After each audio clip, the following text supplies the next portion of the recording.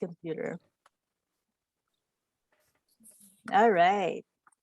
Good evening, everyone. Thank you for joining. Those who are able to join, Stephanie, thank you. I'm sure there are a lot others who would have wanted to join us, but with the differences in time zones, of course, not everybody can attend. But thank you, Stephanie, for joining us today with Marjorie. And Marjorie, thank you so much for this opportunity to interview you. I just kind of remembered to do an interview on you because I was chatting with someone from Australia. And I was like, he was one of those who were so good at answering during a webinar, like question. I thought he was part of the webinar. And then I was like, oh, you know what? When he's done, because he's in the process of coming to the US, when he's done and he's got his job landed, I'm going to interview him. And then I was like, wait a minute, I have someone in Canada who already had a job landed story. I might as well have her on this. So yes, Marjorie, thank you for agreeing to do this. Well, thanks for having me. It's a pleasure. Yeah. Okay, without much further ado, we're gonna start. I have my cheat sheet here. Could you tell us about yourself and what your role is in your current job? Okay, my name is Marjorie. I'm a Salesforce consultant here in Canada. I started working for a nonprofit consultant back in September. Prior to working as a Salesforce consultant, my background is in healthcare. I was a nurse in the Philippines and then moved to Canada in 2015. And since moving to Canada, I've been in the healthcare industry. Prior to starting my current job, I was working as a clerk at a hospital. And so you why did you make that transition to Salesforce? What was the process like? Okay, the backstory is it started in 2021, after the pandemic, or during the pandemic. I actually, my husband told me about an episode that he listened to, which is a Choose FI episode. And in that episode, they featured Anita, which is the OG talent stacker.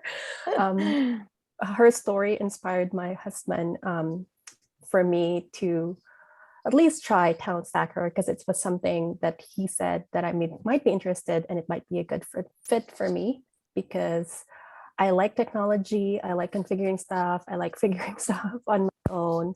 And in my previous jobs, they would always ask me to fix things for them, like set up computers. The unofficial IT, yeah, unofficial IT. And I've always loved doing it, so I didn't mind.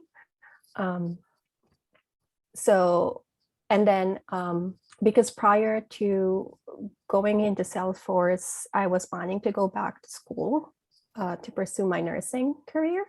But then I was always in the fence about it. Like I didn't want to go back because I know how stressful it could be. And I didn't really miss the night shifts. I didn't like graveyard. Oh, you were on night shifts also. I didn't like graveyard shifts. So I didn't like that feeling of like you go home, like your sleep pattern would be disrupted every time and your body would have ways adjust with the shifts, right? So, and also like because I recently got married and we would like to be able to, once we start a family, we would like to be able to spend more time with our kids and of course with my husband. And that's one thing that I know had I pursued nursing, that's something that I would not be able to do because of like, nursing is really, it's really like you really need to dedicate your time, right? And the shifts also, like you can't just, like you have to be there right, physically, right? Yeah. So during the transition, what were the challenges you faced? I guess the biggest challenge for me was learning the platform itself, and like trying to make everything stick, because Salesforce is such a huge environment that you need to be familiar with all those features and all that. And every time there's an update, you have to keep up with those updates, right? And also like starting from scratch, like not having that experience, and not knowing if I like not knowing if taking the leap would be beneficial for me, if like. So did you have any doubts during the first few months that you were making the right move? I had some doubts, yes, but as soon as I see people who were landing their jobs, like in the talent stacker group, these people would post people landing jobs and getting this much offer, and like the seeing the benefit of them like landing the job, Salesforce job that they always wanted to do, the jobs that they dream of. It was really motivating. And also I started to start really pushing for me to do Salesforce when I attended that roundtable for Talent Stacker. And it was the original members, or the first few members that landed their job. They had a roundtable interview, and they shared how they started with Salesforce, what are their struggles. It was very real, and at the same time motivating to be able to hear those kind of stories. So was that recorded? I don't think I've ever seen that. It was I better look it up. Yeah, you should watch it. It was very motivating, inspirational. So what was the once you had your certification, or even before? Because I heard that some people would start looking for jobs even before getting their certificate. What was the process like for you when you were looking for a job? I actually didn't start looking for jobs until I watched that video, because I was scared. And being an introvert, it was so hard for me to post on LinkedIn. Like, like to get noticed, you have to keep posting every week regularly, right? And then I already started my volunteer project, and I didn't apply yet. And then Anita was telling us, like, you should have applied, or you should start applying as even before you don't have your certificate yet. Like you can start applying for jobs. So yeah. So was it hard to find companies to apply for in Canada? Are there many companies that use Salesforce? Because I know in the US, there's quite a big demand. How about in Canada?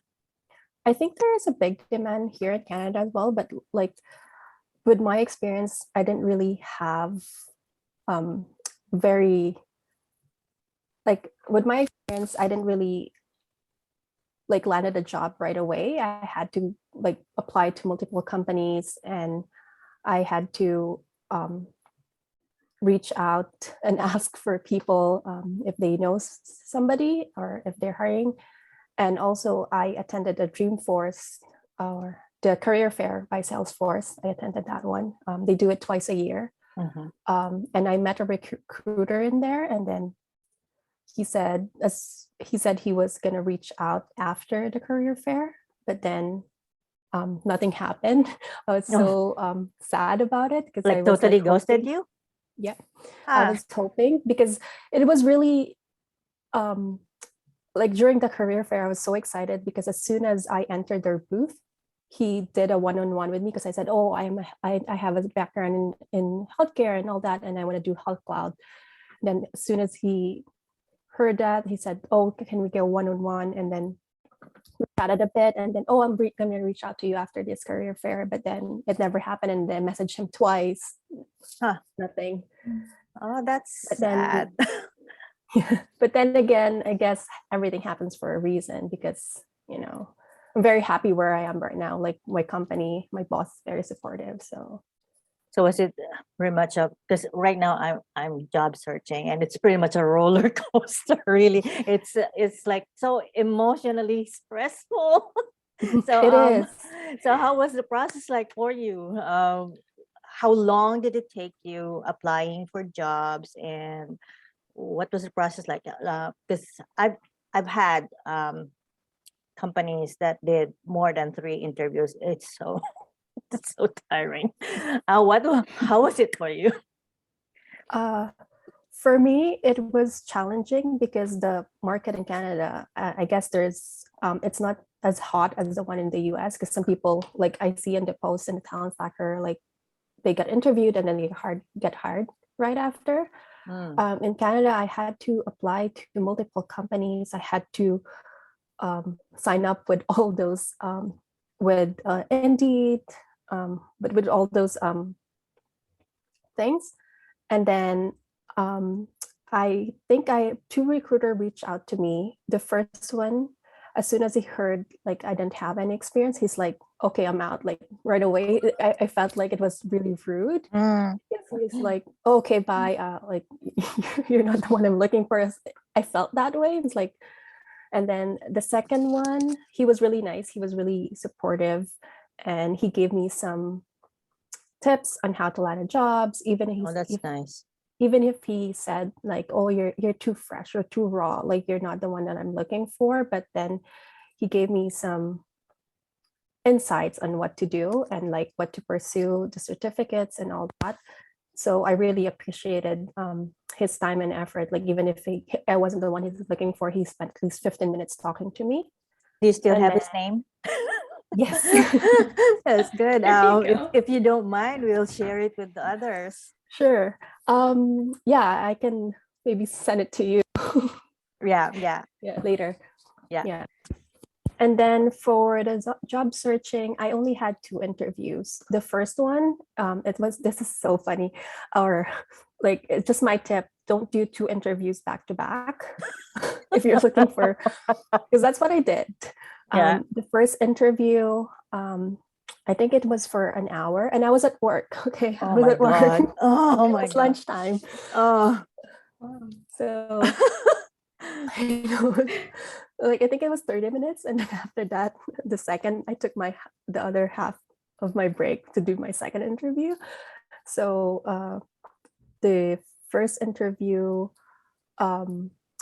we did have, like, they were looking for a system admin and to do some trainings for their end users. I think it was a good conversation. I think we were aligned with what he wanted and what I was capable of giving. But then I didn't hear back from them. But I did send, after the interview, I did send a follow-up email, which he was very impressed, because I was able to send that to him with all the recommendations and what he needs to do for their org. And then my second interview is with my current company. And then I was actually already feeling exhausted during my second interview. So I don't really recommend doing back-to-back interview. But then it was also, it went well too for the second interview. And my current boss scheduled the second technical interview, because I only had 2. The second technical interview, and then it was just a hands-on experience. And then after that, he said, we're going to move on to the next process, which is the hiring process. And then I got an offer after that. So this is a consulting role that you landed to right away, right? Was that also the position that you applied for? Yes. Okay. And I think it's just happened at the right time, at the right moment. Because for this job, like, I didn't even, I just put apply on LinkedIn. Because like some jobs, they would ask you for cover letter, right?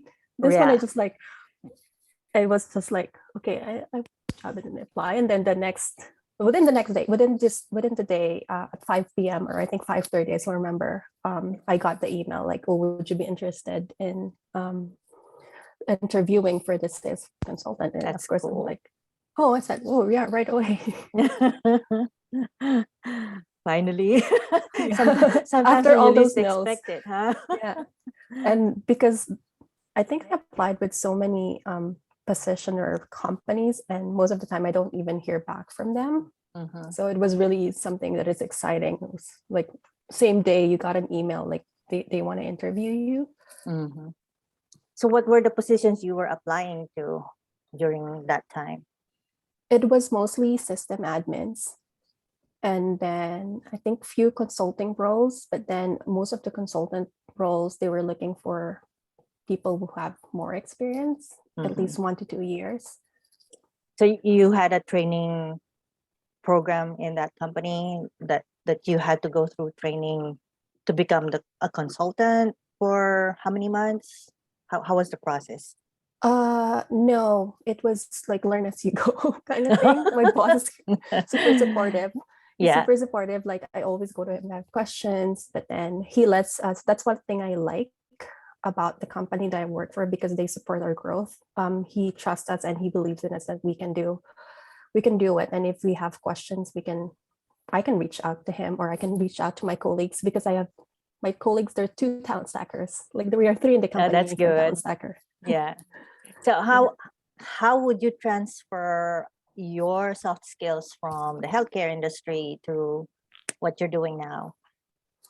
Um, I think it's that having that active listening skills and being able to be instead of being a patient advocate, I'm being more like a customer advocate, like Yeah. listening and promoting what they want. Because I work for nonprofits, and I listen to what they want, and I also value what they want and what they want to do and what would benefit them, instead of like advising them of like where we can get more profit, right? It's more like it's like they really like being patient, so like looking after your patients, and now it's Yeah. just translated to nonprofit. So yeah. Did you find the adjustment hard or was it pretty smooth? um I think it was hard for the first few sessions, and I remember I had this first meeting with the client, and then um my boss said, "Oh, you can try. I know you can do it. Like, just try if you want. If you can talk to the client on your own." And I was like really sweaty. My hands were sweaty, and I was so nervous to talk to a client. And then, but they were very nice. So they were very nice to me, and it went well. It was hard in a sense, like because like like if you're a nurse you know what to ask if you do the APE, like Right. you have Yeah. this, the symptoms and all that.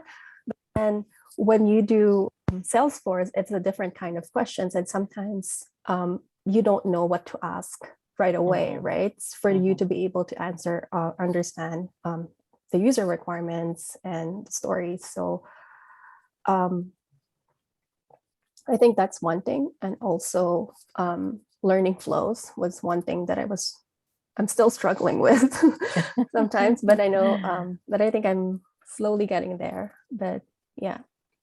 So how much of the client facing stuff do you do versus the technical stuff? I would say about 20% like client facing, and then technical stuff because we try to do thing with the client just for updates and all that. Are you fully remote or hybrid? It's fully remote, but we do have an option to go to the office. But I told my boss I'm not going. Like if I want to, I said I don't miss it because in my previous work I had to go to work and like an hour just one Ah, way and then 1.5 going back. Like I would do it. Like it's just 45 minutes away, but he's supportive. Like he said, like it's okay. Like if you don't want to, because we right. do have an office, but he said like Saves also on gas and the wear and tear of the car. and I can sleep in too. I can You're read my right, book. exactly. So how is your day-to-day life in your work? Well, how's it? How do you say that? A day in your life at work. How is it? It's pretty. I could say that there's a work-life balance in my current work. Mhm. And also, what I like about this is that it's even our my boss would say like, "Oh, you guys should take vacation. You Oh, guys should." that's nice. He's forcing us to take vacations. Like, I want you to take. And Oops, you're then, getting cut off. oh, Don't move too much. okay. So, how do you start your day? Like, do you check your emails, etc., etc.? Do you have like Yes, meetings? I usually start 15 minutes early, like even if I'm already working, just to check emails and then check Slack, and then I check if there are any like I check the previous day for any pending tasks that I need to do, and currently I'm doing 2 or 3 or 4 projects, so I'm configuring those Salesforce org for my clients, and I think that's about it. I eat lunch and then try to work. You still collaborate with the others for the more complex parts of the building, Yes. or yeah? Yes, And I usually go to my boss or my coworker for some guidance and for just to brainstorm with the configuration and the setup for the org. so is this some sort of like you build a solution, you set them up, you train them, and then they're on their own, or do you manage like do you keep them as clients even after you build their org? How do you do with these clients? Well, for our company, we do offer the alliance program where they can hire us even after Oh, we built the org for them. But of course, the aim is for them to be self-reliant. We don't yeah. want them to be dependent on us. Mhm. We we build a solution. We we build a solution and we build and implement a solution, and we do provide training for end users. How's the typical length of time for you to from the discovery process to building the solution to training the end user? How long does it take typically? It depends on the project. If it's like a greenfield implementation, I think we're doing it like about a month, 4 to 6 weeks, I think. If it's a greenfield implementation, but for other more complex, it depends on the project. I know my other coworker, he started his project in June and still doing it until now. So that's, Wow, yeah. So it depends on how big the that project must be a is. big one. Mhm. So, have you experienced like setting up an org for a company all by yourself, or do I'm you always? currently doing one. Still in the process of, I'm still in the data gathering phase Mhm. for now. So, but I'm doing a greenfield implementation. What exactly? Can you please define the Oh, greenfield? I just learned this term this last week. So greenfield is like a brand new org. Like you build everything from scratch, meaning they're just starting their Salesforce org. So there's another thing, like my boss mentioned, there's a brownfield where there's a little bit of Salesforce already built into the org. And then you have to clean up. Yeah. And The then greenfield. for those that continue to to need your service, do you have like a contract with them, or is that Mhm. on an as needed basis? How does that work? Well, it's up to the client whether they want to sign a 10-hour per month, 20 hours per month. Oh, So we have tier 1, 2, 3 for support. It's mhm, perfect for companies who doesn't have a nonprofit or a Salesforce admin. mhm. So we can be their support, and we can help them with their needs, day-to-day needs.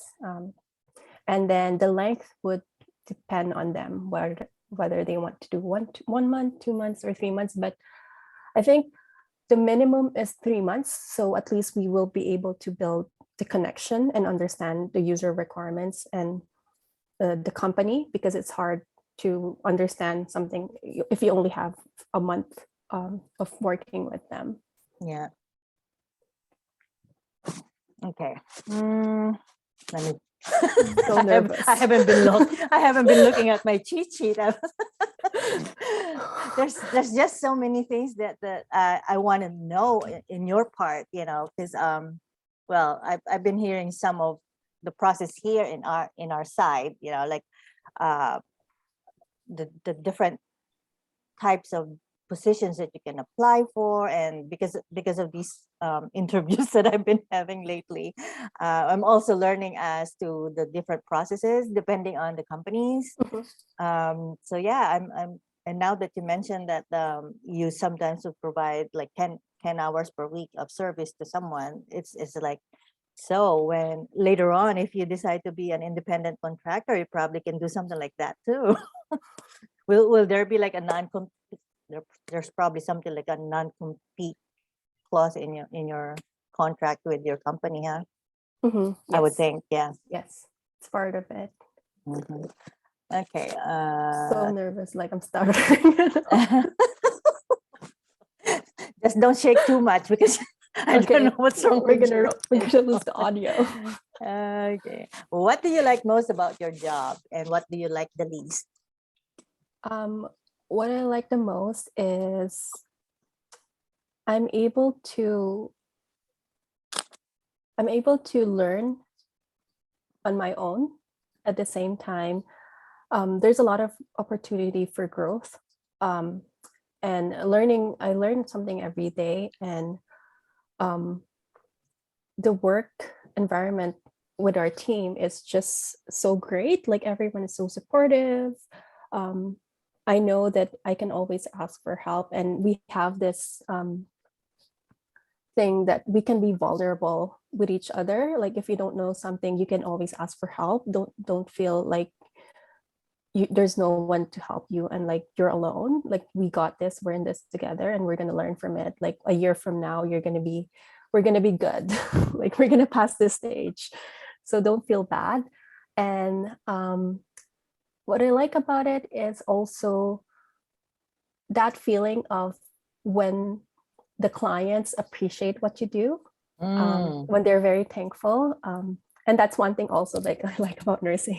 Like Right, right. the clients appreciate you.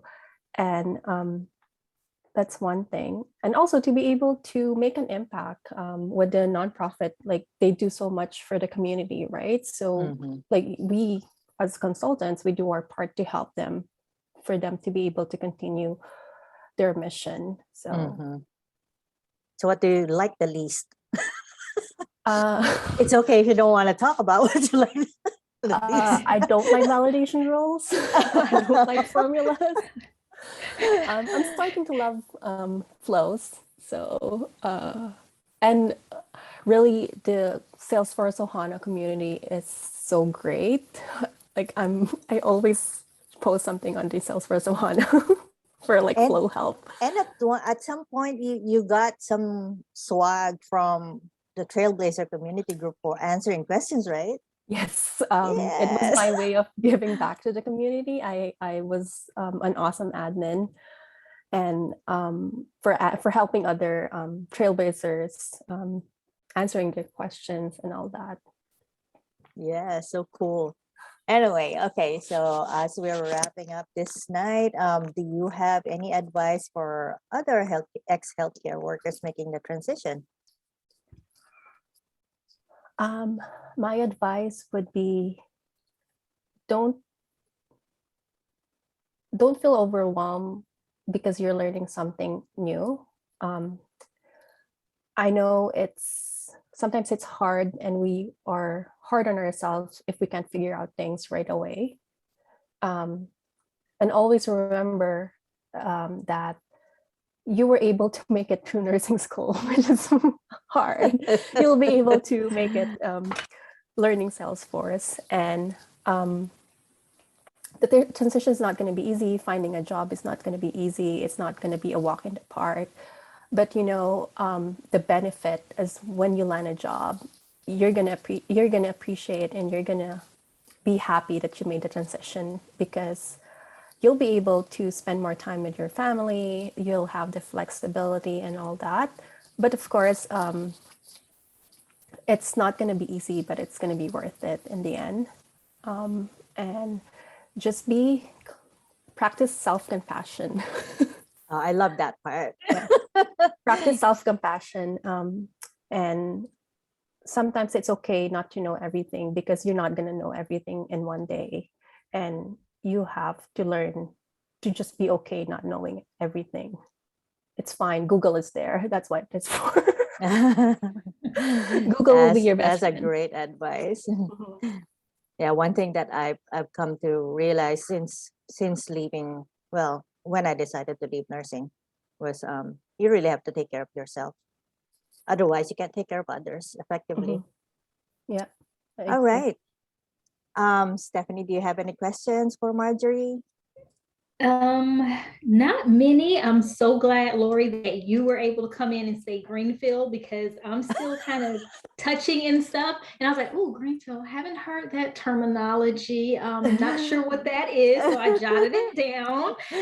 So yeah, I'm still learning, but it is great to hear, Marjorie, that you were able to, I think you said you were able to go ahead and get a position before you got the certification. No, Isn't it? I didn't apply for jobs until I got the certificate, and Okay. I was already certified when I landed my position. Mhm. Okay. But And it's that was possible to more, land with that. Oh, sorry. It's possible it to land. is? It is possible, because I see a lot of, sorry, if I may ask, where are you located? Are you in the US? Yes, I'm in If you're in the Atlanta. US, Very you will, possible. it's very possible, because I see a lot of people posting that they landed the jobs even if they don't have the certificate yet.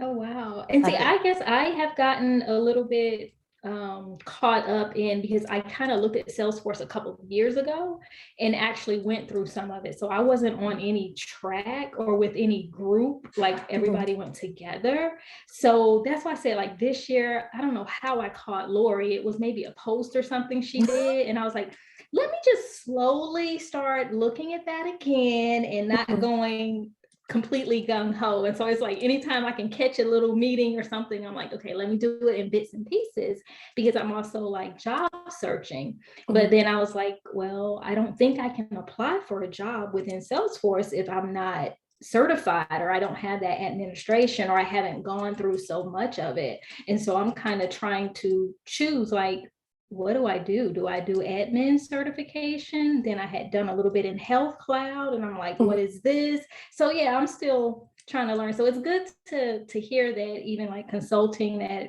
there may be a position where, Yeah. like you are, being able to still learn and do different things. So Yeah, yeah, and the And admin is definitely the basic one to get into. yeah, to get into and kind of go through that first. Yeah, yeah. But like we said, even before you get certified, you can start applying. yeah, you should start applying. I always say the more submission, the more chances of winning. So, and also, like, if you do the interviews, it would help you with your interview skills. And Right. that would be one step closer for you to landing a job, because you would be more comfortable answering next questions. And yeah. Yeah, if even if you don't think you will make it, if you get the interview, that's great. If you are not even considering, like, honestly thinking that you will get the position, at least get that practice and Yeah. take note of what they're asking. Mhm. And if they give feedback, oh my God, that's so great that if they will, because that will really be helpful for you to prepare for when you're really like ready. So yeah, just get Yeah. that practice. Yeah. I know someone who did, like, I think more than 10 interviews, and like went to multiple rounds of technical interviews. Holy cow. It took him a while, but then that helped him to land his job, like, currently, and he's doing well. So yeah, just take that opportunity. Don't get scared. Even if you don't have the certificate, um, you'll be able to do it, because you only need one person to believe in you, Right. and that's you. right? That's true. That's true. Mhm. Well, I'm still trying to connect all of the dots. Like, Mhm. okay, what did I do a couple years ago, and where's everything now, and all of that. So I'm just like, I don't know. I probably need a group to like go through together and Mhm. and do everything. So, but yeah, sounds good. Okay. So I'm not gonna keep you for longer, Marjorie. Stephanie, if you want to stay, I can chat with you a little bit. I can Okay. chat if you Okay. want, if you need Oh, some okay. quiet. Yeah. Maybe we should. I don't Stop know if we should recording. stop recording. Stop Okay. recording.